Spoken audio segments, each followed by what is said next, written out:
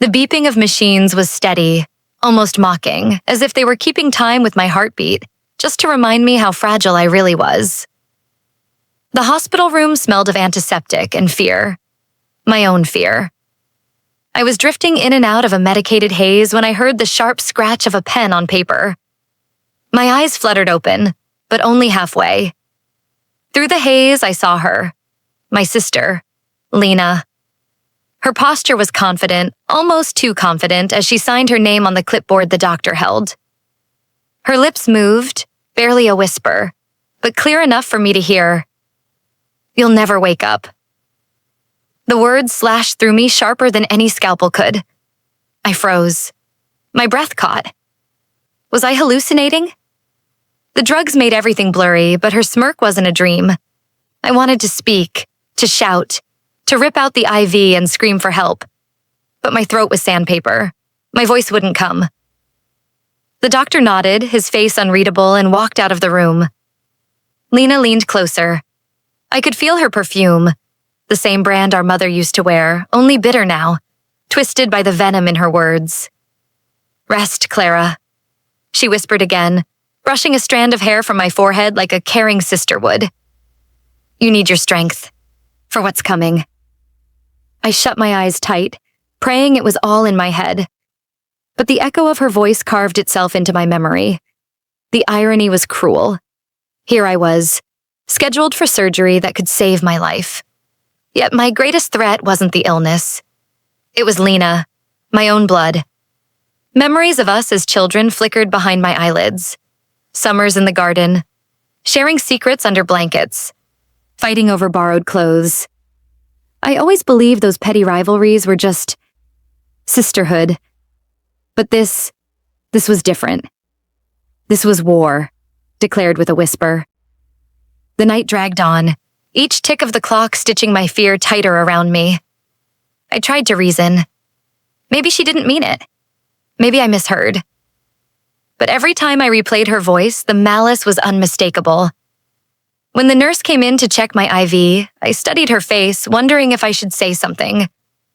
But how do you tell a stranger, "My sister wants me dead"? It sounded insane. And Lena was good at playing the perfect daughter.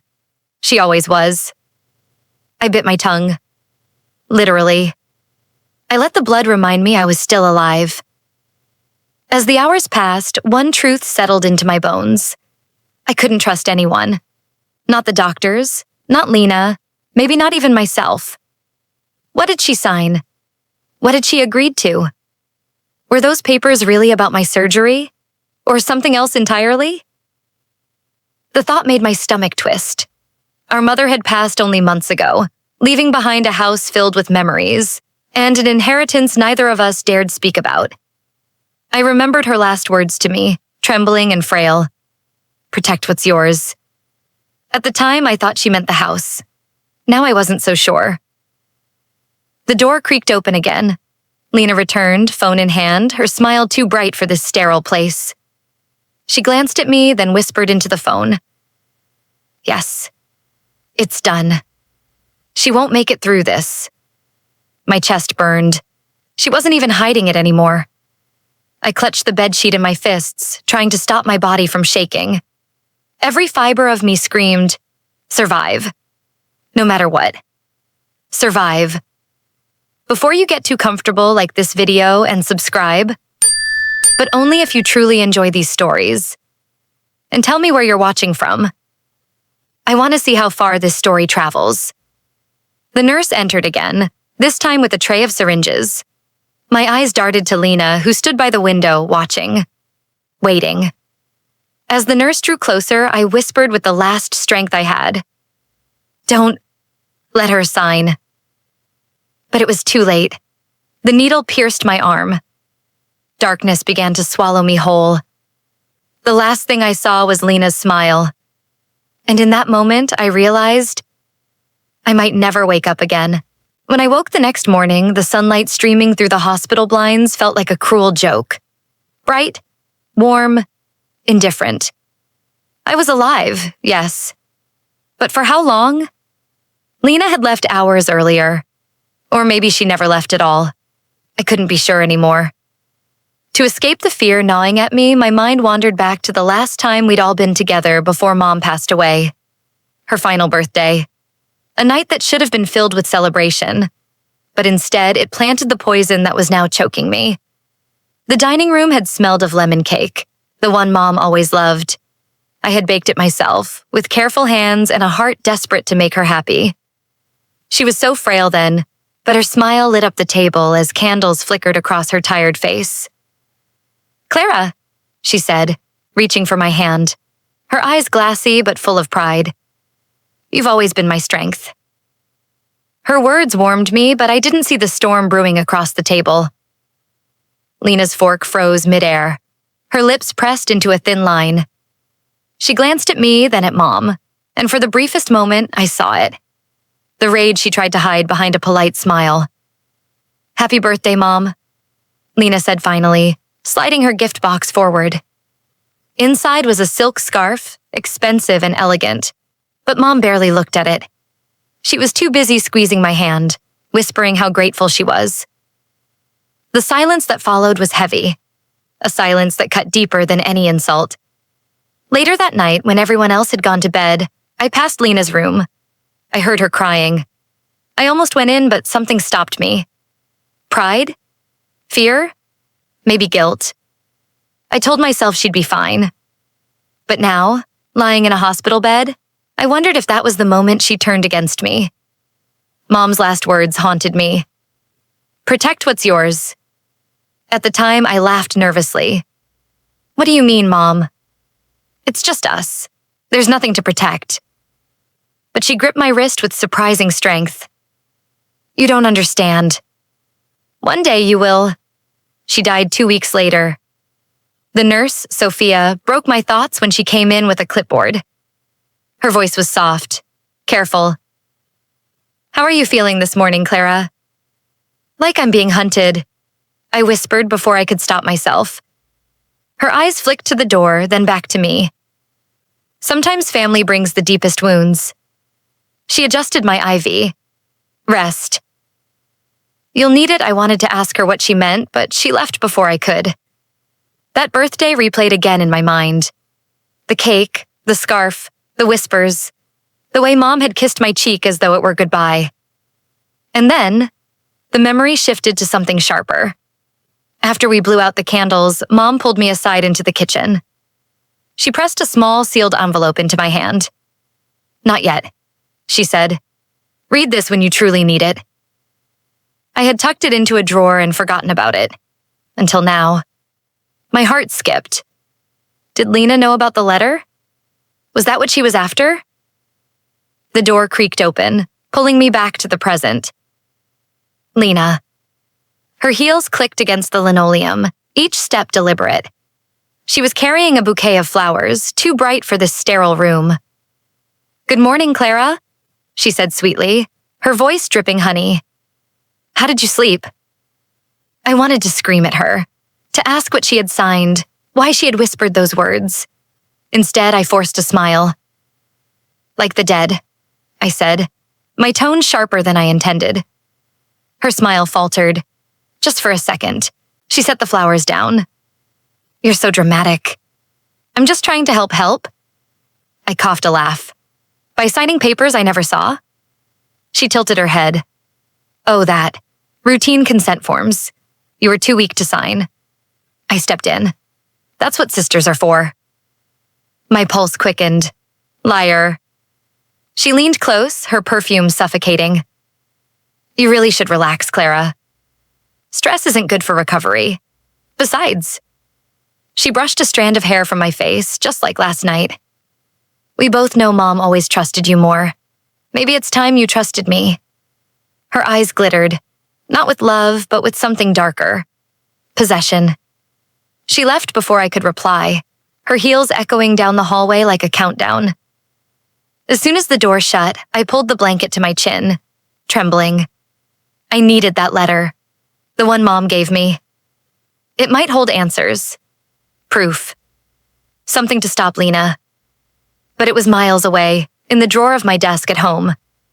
And I was trapped here, surrounded by machines, watched by the very person who wanted me gone. I felt like a bird in a cage while the cat circled, waiting for me to close my eyes.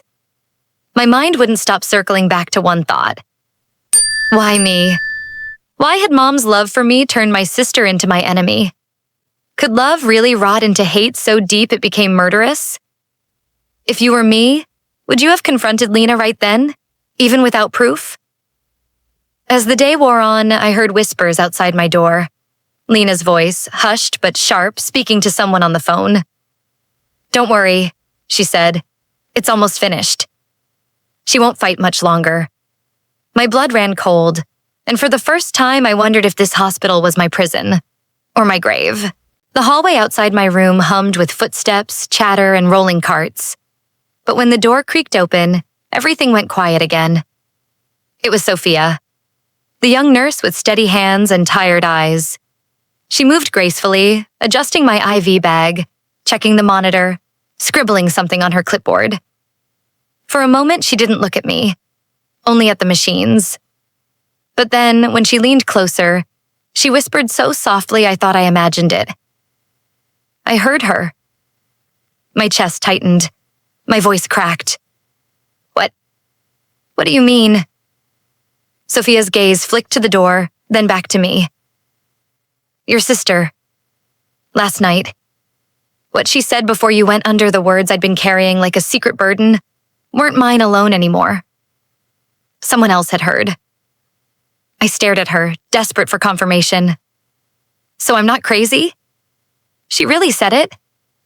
Sophia nodded, her face unreadable. "She did." She scribbled another note on her clipboard, louder this time, as if masking the whisper. "But you need to be careful. She's watching you closely." I wanted to grab her arm, beg her not to leave, but my strength was still fragile. "Why are you telling me this?" Sophia hesitated, then whispered again. "Because lies this dangerous can't stay buried." Before I could say another word, the door opened again. Lena walked in carrying coffee. Her smile was too wide, too rehearsed. "Sister?" she sang. "You're awake." How lovely, Sophia straightened, her face switching back to professional neutrality. "Vitals are stable. She'll need rest." And just like that, Sophia was gone, slipping out of the room without another glance, leaving me with the one person I feared most. Lena set the coffee down on the bedside table. "You know, I spoke with Dr. Mitchell this morning. He says you're lucky I was here. Those forms had to be signed immediately." I forced a weak smile. "And what exactly did you sign for me, Lena?" Her eyes flicked just for a second to the window. A tell. "Routine paperwork." Nothing more, but her voice carried that same too sweet poison. I tried to push myself up, but pain shot through my body, sharp and unforgiving. She reached out, gently pressing me back against the pillow. "Rest," she said softly. "Trust me." Trust her. The words were an insult. When she finally left, I exhaled like I'd been holding my breath for hours. My mind buzzed. Sophia had heard. Someone else knew. But could I trust her? Nurses were supposed to keep things professional. If Lena found out she'd spoken, Sophia's job, her whole career could be destroyed. Still, the thought gave me hope. For the first time since I heard Lena's whisper, I wasn't completely alone. The hours blurred together. Afternoon light crawled across the wall. I replayed Sophia's words in my head like a lifeline. By evening, when she returned for the next round of checks, I couldn't hold back anymore. "You need to tell someone," I whispered urgently. "The doctor." "The police?" Anyone? Sophia shook her head, her eyes sharp. "If I say something without proof, it's my word against hers." "And your sister?" "She's persuasive. People believe her." My heart sank. She was right. Lena could charm anyone. She had that way of speaking that made her lies sound like truths. "But there's something you should know," Sophia continued, lowering her voice further. "The hospital security cameras, they don't record audio. Only video." "Then how?" I stopped, staring at her. She tapped the breast pocket of her scrubs, Something small and rectangular peeked out for just a second before she covered it again.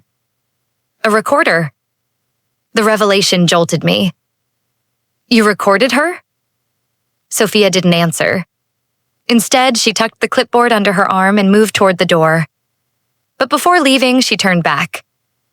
Sometimes the truth needs a witness. But be patient. Timing is everything.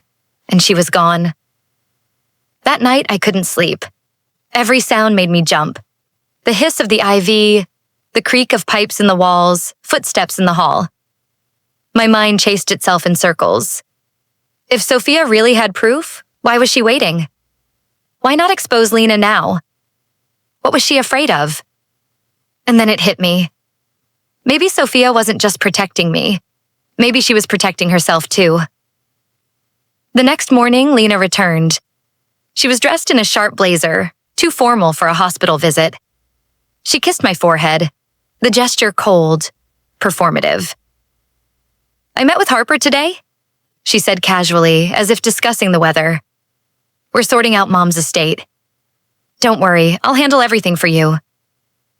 Her tone was honey smooth, but the claws beneath it scratched my skin. I want to see the papers, I said firmly. She laughed, a sound with no joy. Clara, you're in no condition to read legal documents. That's why I'm here. I clenched my fists under the blanket, fighting the urge to scream. When Lena finally left, I stared at the ceiling, trying to steady my breathing. The pieces of the puzzle were moving, but I still didn't know the full picture. Then, just before midnight, Sophia slipped back into the room. She placed a finger to her lips. From her pocket, she pulled out the recorder. She pressed play, and I heard it, clear as day. Lena's voice, low and venomous. She'll never wake up. And then, just as I began to feel relief, another voice echoed in the background of the recording. One I thought I'd never hear again. The recorder clicked off, but the echo of Lena's voice kept replaying in my mind like a curse. She'll never wake up. It was proof, finally. But it wasn't enough. Proof meant nothing without context, without timing. And as much as Sophia's courage lifted me, I saw the fear in her eyes. She was risking her job, maybe even her safety, for me. But the second voice, that was what rattled me most. It was faint, muffled behind Lena's whisper. A man's voice. Familiar. And hearing it again sent a chill spiraling down my spine. I shook my head, trying to push it aside. Too much to process now. Too many ghosts knocking at once. The next morning, my door swung open. This time it wasn't Lena. It was a man in a tailored suit, glasses perched at the end of his nose, carrying a thick folder. Clara? He asked. I'm Harper. Your family's attorney. My pulse quickened. I had seen him only once before, at the funeral briefly. He had been the one organizing the estate. Why are you here? I asked cautiously. He pulled a chair to my bedside. Your sister insisted I come. She's concerned about your health and wants certain documents finalized. The word finalized rang in my ears like a threat. Before I could respond, Lena strode in, her heels sharp against the floor. She gave me a smile so polished it almost looked real. Clara, darling, she said, resting her hand on my blanket. We just need a few signatures to keep things in order. You don't want complications, do you? Her tone was sweet, but her eyes, hungry. I forced my voice steady. What kind of documents? Harper shifted in his seat, clearly uncomfortable. Routine estate matters. Updating the will, assigning power of attorney, standard procedure when a family member is incapacitated. Incapacitated. The word stabbed me. I'm not incapacitated, I snapped. Lena's smile never faltered. Clara, you're in a hospital bed. You can barely sit up. Let me handle things. It's what Mom would have wanted, Mom. The one word she wielded like a weapon. Harper cleared his throat. There is also a sealed envelope your mother left behind. She instructed me to give it to you when the time was right. My breath caught. The envelope. The one Mom had given me before? No, this was different. A second one. Then give it to me, I demanded. But Harper hesitated. He glanced at Lena, then back at me. It was meant for your recovery. I'm not sure this is... Give it to me, I said again, firmer this time. Before he could move, Lena's hand shot out, gripping his arm. Not now. She's not stable. The room went silent. I stared at Harper, at the folder in his lap, at the hesitation in his eyes. He wasn't corrupt, not exactly. But he was weak, easily swayed. And Lena had a way of making weakness bend to her will. Please, I whispered, my voice breaking. If my mother left me something, I deserve to see it. Harper looked at me, then at Lena. His fingers tightened on the folder. But in the end, he tucked the envelope back inside and rose from his chair. I'll return when the time is right, he said softly. Lena's smile widened. Thank you, Harper. We'll call you soon, and just like that, he was gone. The rage inside me boiled. Why won't you let me see it? I demanded. Because, Lena said calmly, you don't need to. I already know what it says. Mom trusted me. Her lie was blatant, but she didn't even flinch. She leaned down, close enough that only I could hear. She left everything to me. You were always her favorite, but favorites don't last. Paper does. Her nails grazed the edge of my blanket, like claws testing prey. That night, I lay awake, staring at the ceiling, replaying every word. The inheritance. The sealed envelope. Lena's certainty. And then I remembered something. The birthday. The letter Mom gave me in the kitchen. The one I tucked away in my desk drawer. If Harper had one letter and I had another, how many secrets had Mom hidden before she died? Hours passed. The hospital quieted. Somewhere down the hall, a machine beeped steadily. Sophia slipped into the room again. Are you awake? She whispered. Yes. She glanced over her shoulder, then leaned closer. I saw the lawyer leave. What did he say? I swallowed hard. That Mom left me a letter. But Lena won't let me see it. Sophia's eyes darkened. Then you have to get it yourself. Because if she gets to it first, it's over. Her words struck like a warning bell. As Sophia adjusted my IV, I caught a glimpse of something peeking from her clipboard. Not hospital forms, notes, pages filled with careful handwriting. She noticed my stare and quickly covered it. Don't worry about this. Just rest. But I knew then, Sophia wasn't just a nurse. She was documenting everything. Every word, every signature, every whisper. And if she had been brave enough to record Lena once, maybe she was preparing for something bigger. When dawn broke, Lena returned with coffee, smiling as though nothing was wrong. But her eyes betrayed her. They flicked to my arm, to the IV drip, and then to the folder Harper had carried out. Don't worry, Clara, she said softly. I'll take care of everything. You just focus on healing. Her words dripped like poison. And in that moment, I knew. Healing was the last thing she wanted for me. The hospital felt colder that morning. Not from the air conditioning, but from the dread crawling under my skin. Every time the door opened, my heart leapt, terrified it would be Lena. Or worse, a doctor carrying another clipboard I hadn't signed. But when the door finally creaked, it wasn't Lena. It was someone I hadn't seen in years. Ethan. I almost didn't recognize him. His hair was flecked with gray now, his suit sharper than I remembered. But his eyes, those same dark eyes I once trusted, stirred something I thought I'd buried. Clara, he said softly, stepping inside. You look fragile. His voice was gentle, but the word cut like glass. I tried to sit up straighter. What are you doing here? He hesitated, glancing back into the hallway before closing the door. I heard about the surgery. I wanted to see you. My chest tightened. Of all the people I expected, Ethan was the last. We had broken up years ago after promises crumbled and trust eroded. He had left without explanation, vanishing like smoke. And now here he was, in the middle of my nightmare. You heard? I echoed bitterly. From who? He avoided my eyes. A friend. But I saw it. The flicker. The lie. Before I could press further, the door opened again. And just like that, my worst fear solidified. Lena walked in, holding her ever-present coffee. Oh, she said, feigning surprise. You two have already reconnected. Her smile was sharp enough to draw blood. Ethan stood awkwardly, clearing his throat. Lena. He said her name like they weren't strangers, like they had rehearsed this moment. My stomach churned. I glared at him. So that's it, isn't it? She called you, neither of them answered. Silence was confirmation enough. Memories swirled, late nights with Ethan, secrets whispered, promises made, promises broken. And now I realized maybe it hadn't been distance or chance that ended us. Maybe it had been her. Why are you here? I demanded again, my voice shaking. Ethan finally met my gaze.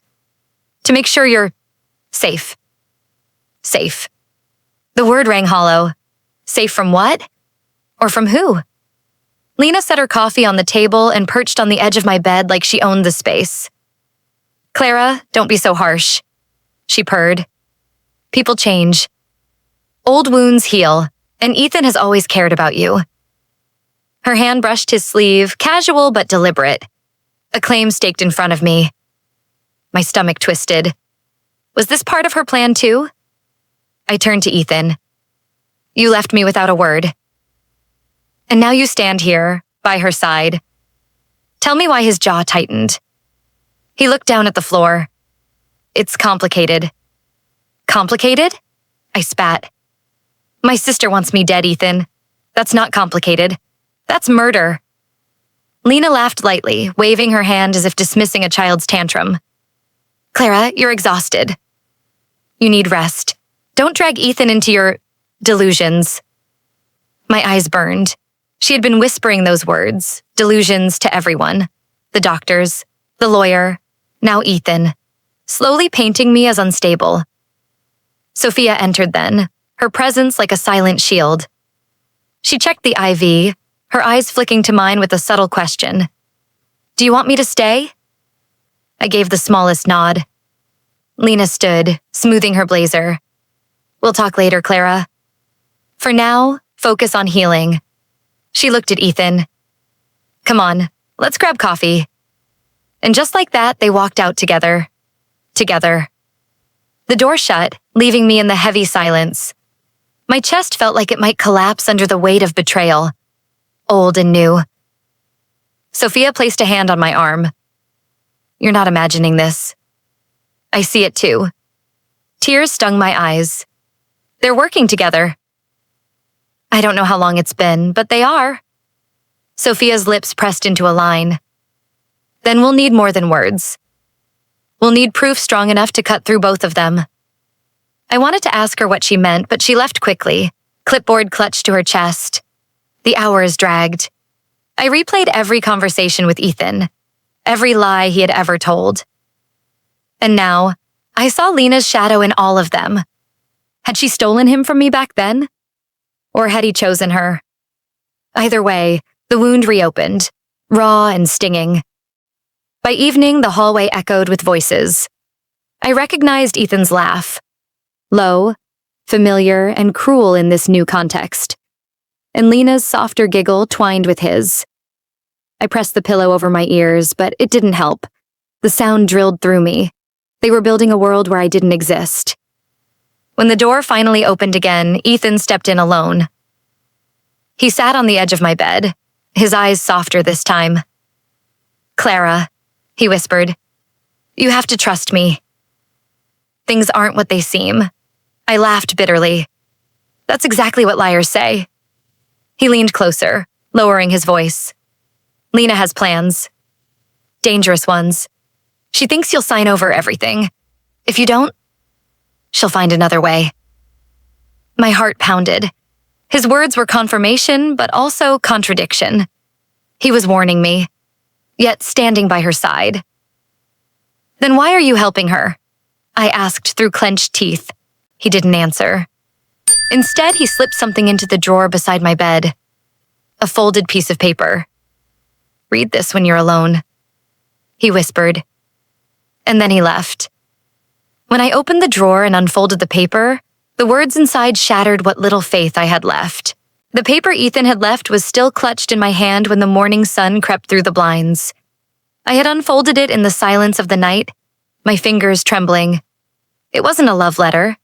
It wasn't even an apology. It was a single line, written in Ethan's neat handwriting. "She knows you're not who you think you are." Those words carved through me, deeper than Lena's whisper had. Not who I think I am? What did that even mean? The door opened, pulling me from the spiral in my head. For a moment, I braced myself for Lena. But instead, a familiar figure shuffled in. Grandma Ruth. Her back was bent, her steps careful, but her eyes still carried that sharp gleam of wisdom. She carried a small handbag clutched tightly as though it held something precious. "Clara, sweetheart," she whispered, easing into the chair beside me. "You look so pale." I forced a smile.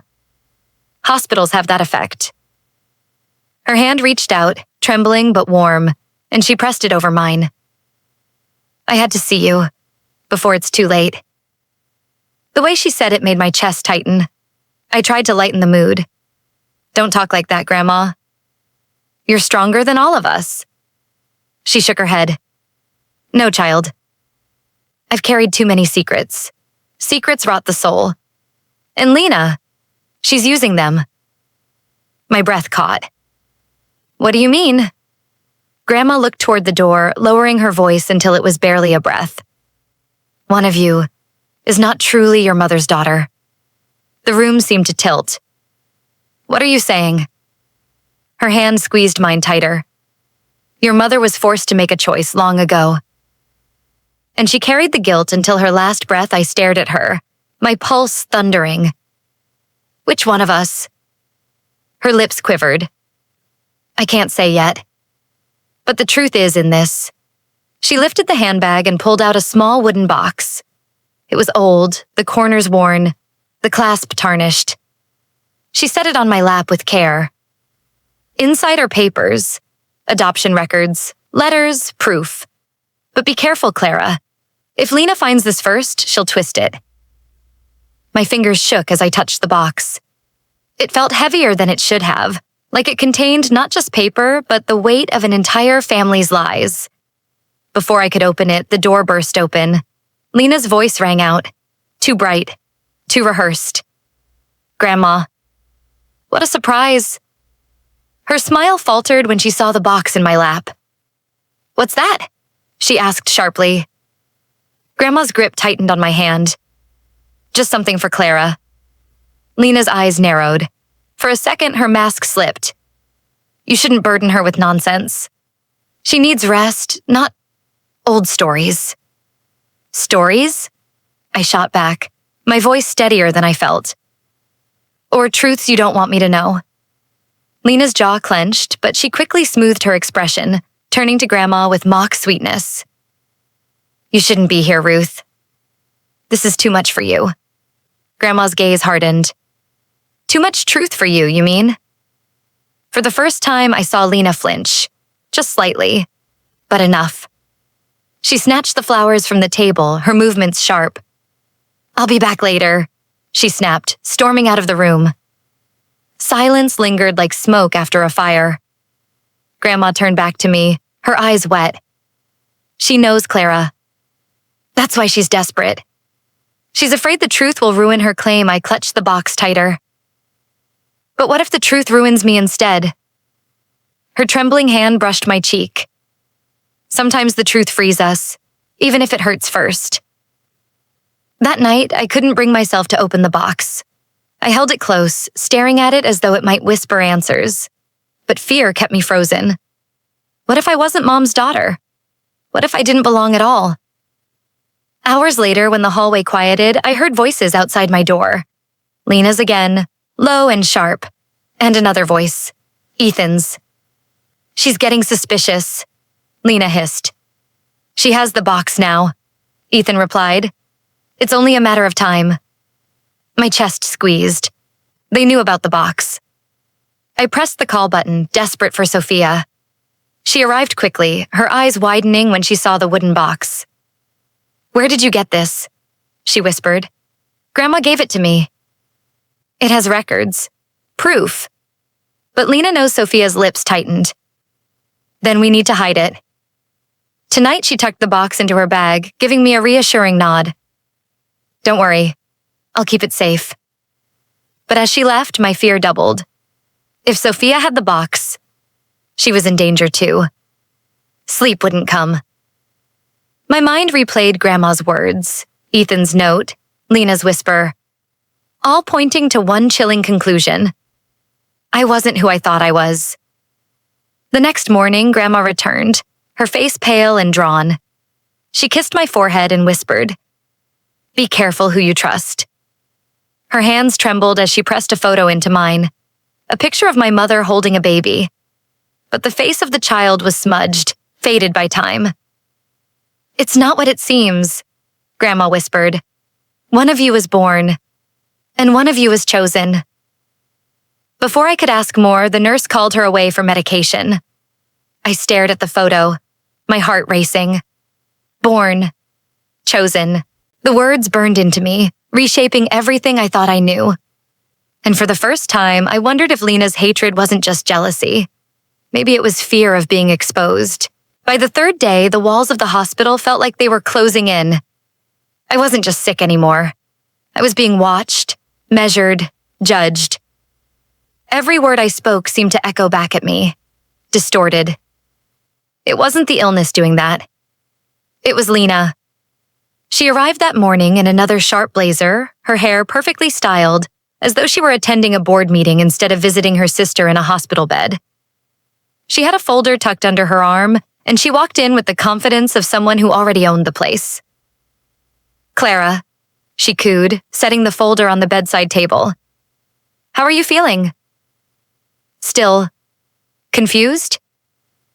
The word confused slipped out too easily, like it had been rehearsed. I'm not confused, I snapped. Her eyes softened in mock pity. Of course not.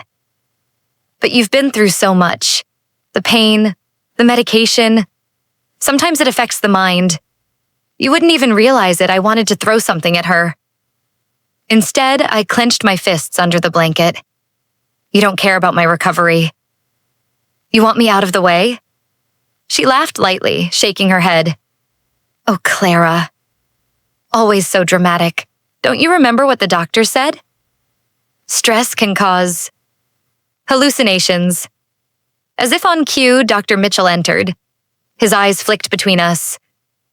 How are we doing today? She thinks I'm trying to hurt her, Lena said quickly, her tone dripping with concern.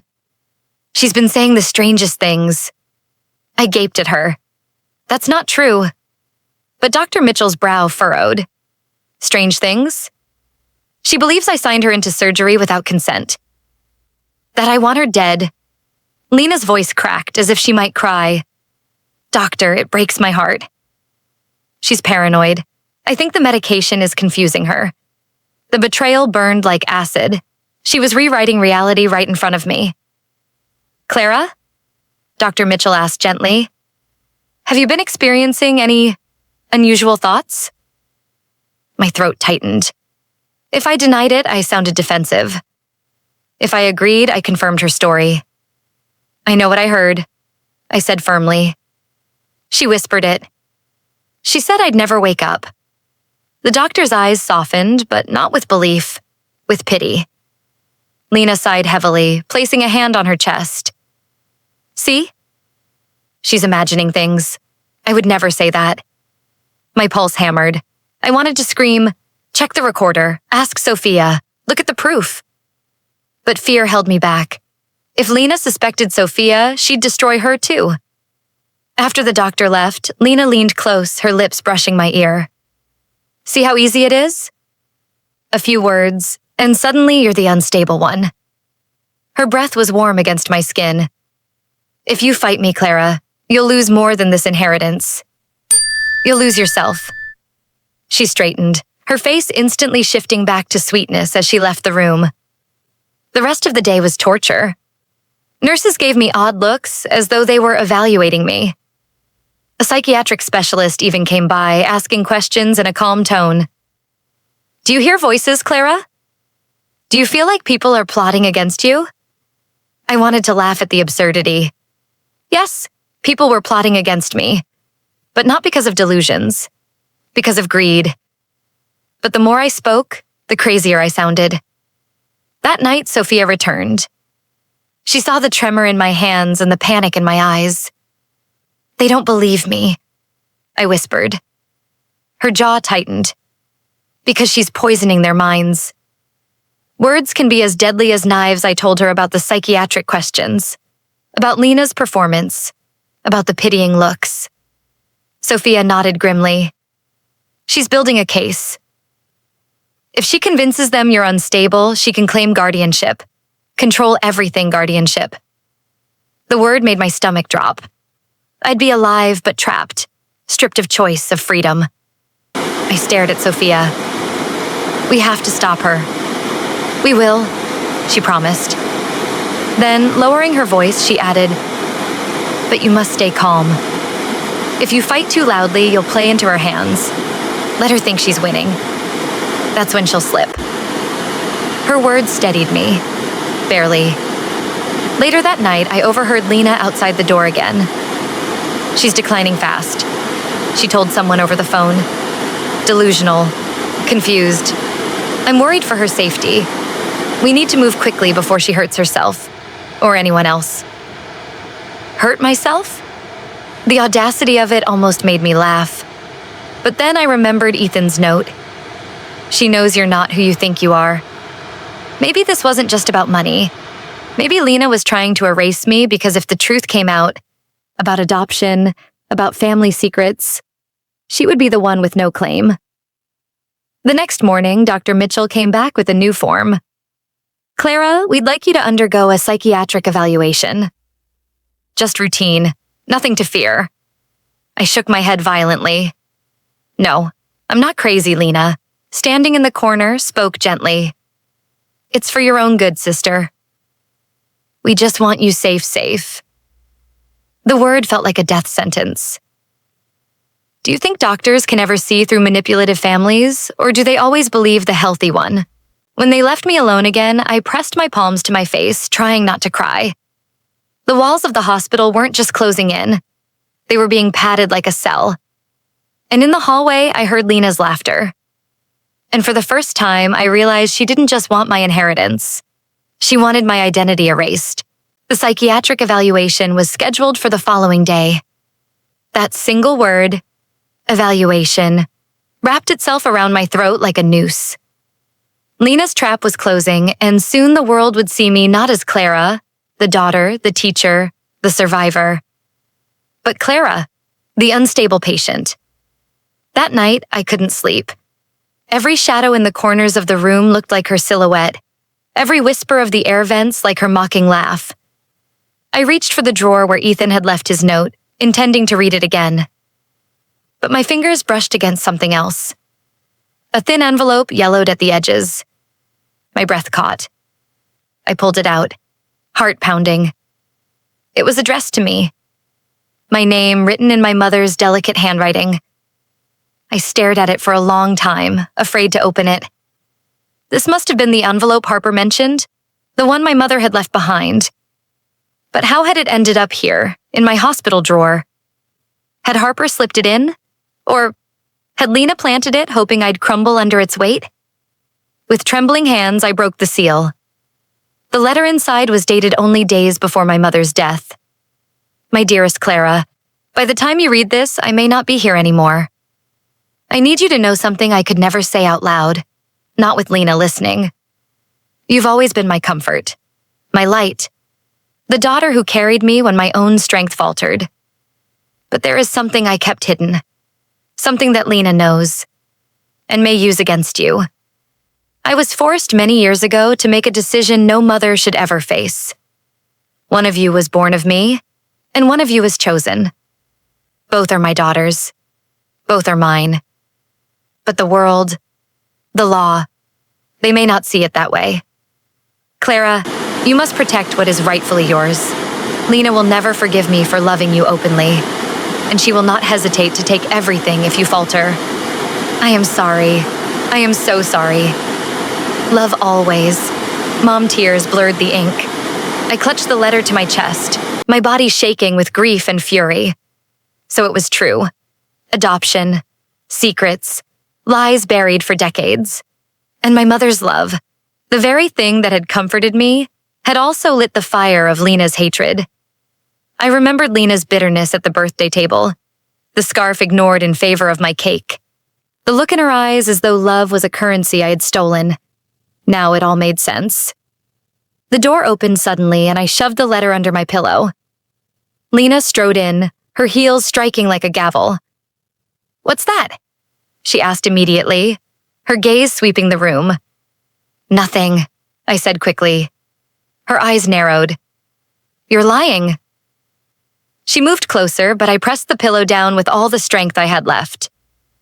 "You can't hide from me forever," she whispered, her face inches from mine. "The truth always finds its way out. And when it does, you'll be the one who looks insane, not me." She left, slamming the door. I pulled the letter out again, staring at my mother's words. Protect what is rightfully yours. But how could I protect anything when I didn't even know the truth? Was I the one born, or the one chosen? My head spun with questions. If Lena knew, why hadn't she just told everyone? Why all the whispers, the gaslighting, the performance? And then I realized she needed me to break first, to collapse under the weight of doubt. If I questioned my own identity, no one else would believe me either. The next morning, Harper returned. He looked uneasy, as though carrying a burden too heavy for him. "Clara," he began, "your sister has been pressing me to finalize the estate transfer. She insists you're not well enough to make decisions." "I'm fine," I said sharply. "And I want to see every document, every page." He hesitated, glancing at the door. "Lena won't like that." "I don't care what Lena likes." For a moment, I saw conflict in his eyes. Then he slipped a smaller envelope onto my table. "Your mother left this as well," he whispered, "but I never gave it to Lena. I thought you might need it more." Before I could open it, the door opened again. "Lena." Harper stiffened, then quickly excused himself, leaving the envelope behind. Lena's smile was razor thin. "You've been busy." "What do you want from me, Lena?" I demanded. Her eyes glittered. "Everything. Isn't it obvious?" That night, when the ward was silent and the machines hummed softly, I opened the second envelope Harper had slipped me. Inside was a single page. My mother's handwriting again, though weaker, shakier this time. "If you are reading this, it means Lena has found out. She will try to erase you. But remember, blood does not always win. Truth does." At the bottom, in trembling ink, was a name I didn't recognize. Evelyn Crawford. My pulse quickened. Who was she? Another family member? Another secret? And as I stared at the name, one chilling thought struck me. What if Lena wasn't just trying to steal the inheritance? What if she was trying to erase Evelyn too? The name haunted me all night. Evelyn Crawford, written in my mother's trembling hand, tucked into a letter Harper had risked giving me. Was she the one adopted? Was I? Or was Evelyn someone else entirely? The missing piece in a puzzle my mother never finished. By morning, my body felt weak, but my mind burned with determination. I couldn't let Lena write the story of my life. I had to uncover it myself. Sophia entered with her usual calm presence, checking my vitals. I slipped the letter from beneath my blanket and showed her the name. Her brow furrowed. "Who is Evelyn Crawford?" "That's what I need to know," I whispered. "But Lena will destroy everything before I find out." Sophia looked at me for a long moment, then reached into her bag. She pulled out a small kit, sealed in plastic. "A DNA test," she said quietly. My heart skipped. You carry those? I don't normally, but after last night, I knew we might need one. Hospitals don't ask questions if you have connections in the lab. Hope flared inside me. You think you can test me? Against Lena? Sophia nodded. Hair, blood, saliva. We can use almost anything. But we'll need samples. From both of you? The problem was obvious. Lena would never willingly give me anything. Not even a strand of hair. But then I remembered. She was careless with her vanity. She brushed her hair constantly, reapplied lipstick like a performance. When Lena visited later that day, her brush poked out of her handbag. She left it on the chair while she pretended to fuss over my IV. My pulse raced. Sophia, I whispered once Lena was gone. Can you take the brush? Sophia's lips twitched into the faintest smile. Already done. The hours crawled by. Every footstep in the hallway made me flinch, afraid Lena would storm back in and accuse me of theft. By evening, Sophia slipped in again, her face serious. She set a small envelope on my tray. I sent it to the lab. We'll have preliminary results by tomorrow. My throat tightened. And if it proves one of us is adopted? Sophia's eyes were steady. Then you'll have truth. Something Lena can't twist. That night, I lay awake replaying everything. Mom's letters, Grandma's trembling warning, Ethan's note. All roads pointed to one reality.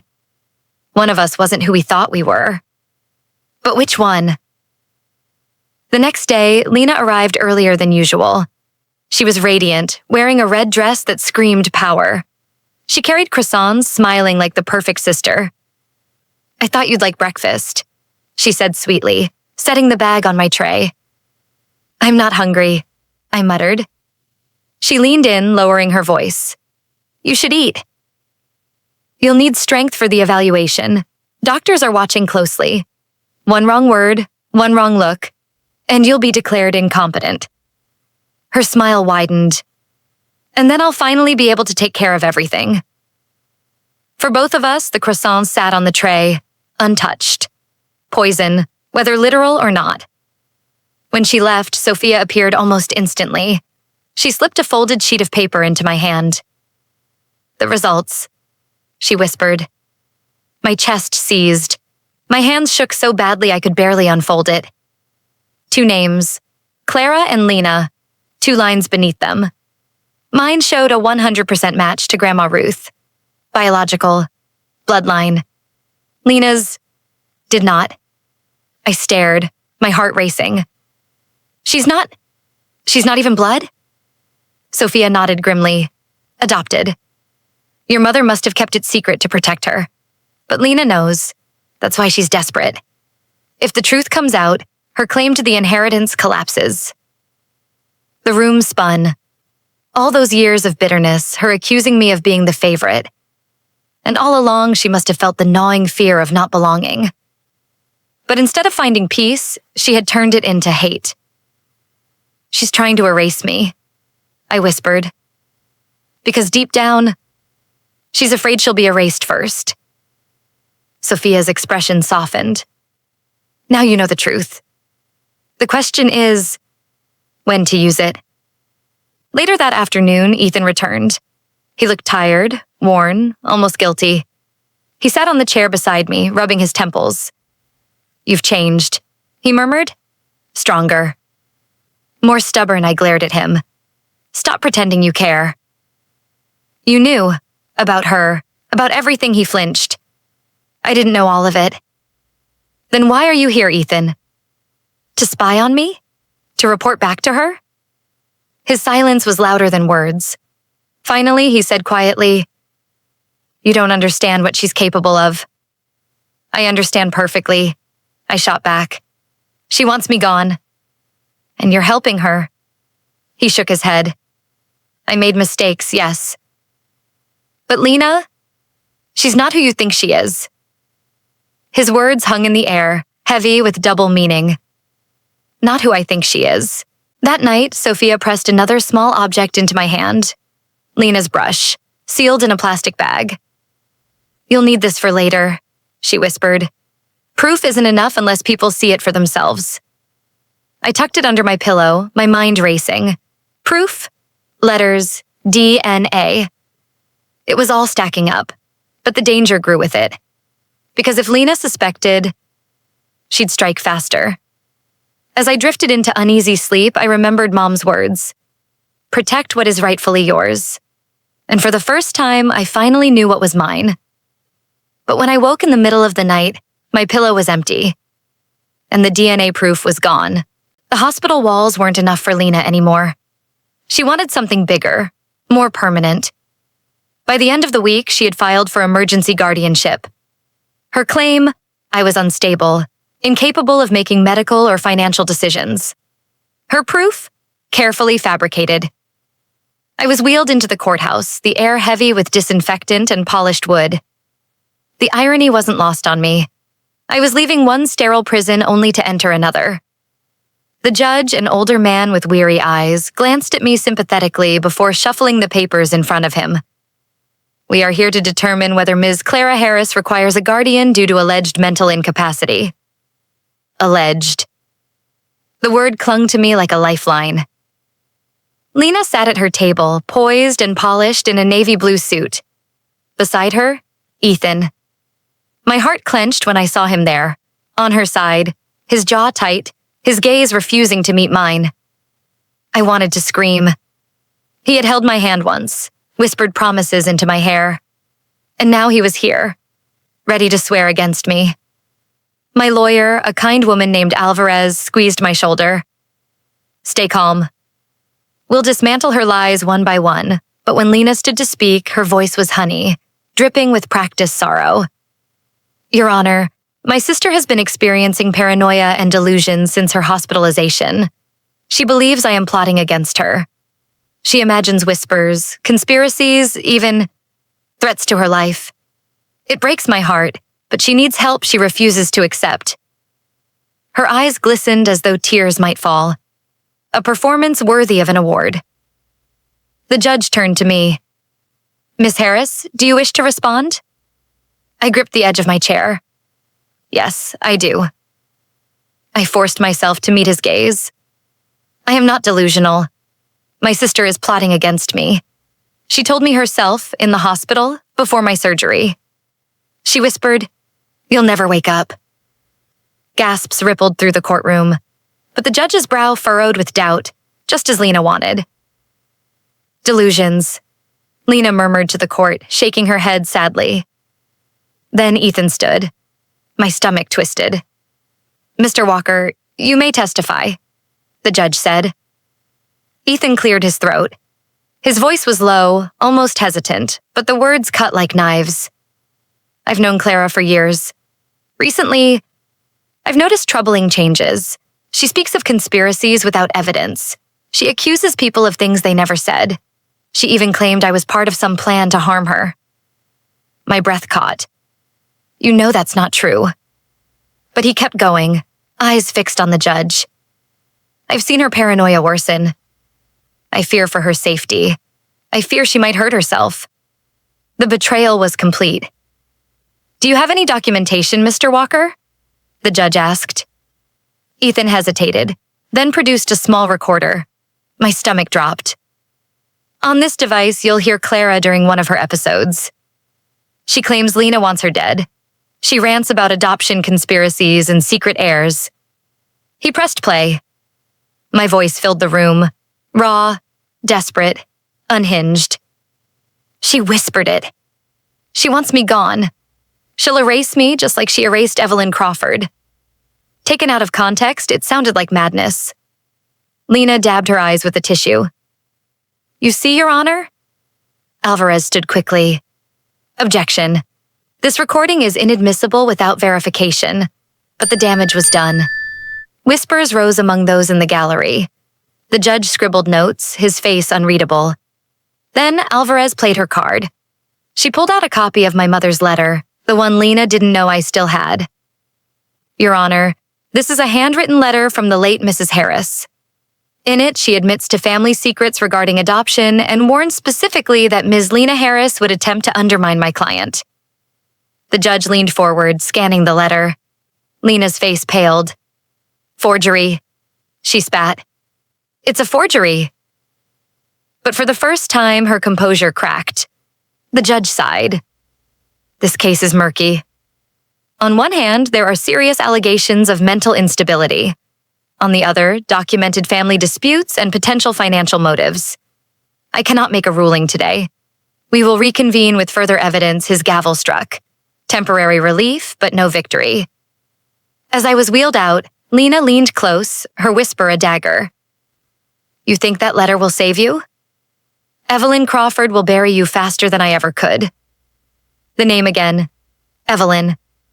Outside, Alvarez pulled me aside. Clara, whatever this Evelyn connection is, it may be the key. We need proof, more than letters, something the court can't deny. I nodded, my fists trembling. Proof. DNA, records, witnesses.